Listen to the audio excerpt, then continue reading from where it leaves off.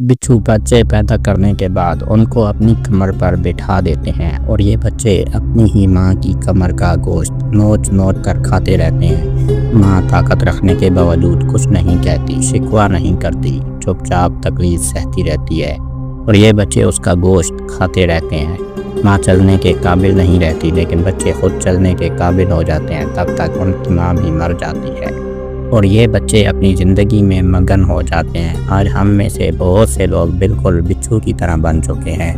والدین بچہ پیدا ہونے سے بچے کی تعلیم، شادی اور چھت دینے کے لیے اپنی بساط کے مطابق دن رات دھوپ بارش کی پرواہ کیے بغیر اپنے بچوں کے لیے محنت کرتے ہیں، لیکن افسوس ہم میں سے بہت سارے لوگ اپنے بوڑھے والدین کی خبرگیری تک نہیں کرتے، اپنے ہی مقاصد کی تکمیل کے لیے کوشاں رہتے ہیں، بالکل بچھو کی طرح۔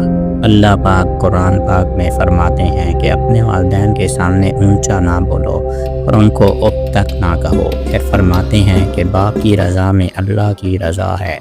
پھر فرماتے ہیں کہ والدین کا ہر حکم مانو۔ پھر فرماتے ہیں کہ والدین کے چہرے کی طرف دیکھ کر مسکرا دینا مقبول حج کا ثواب ہے۔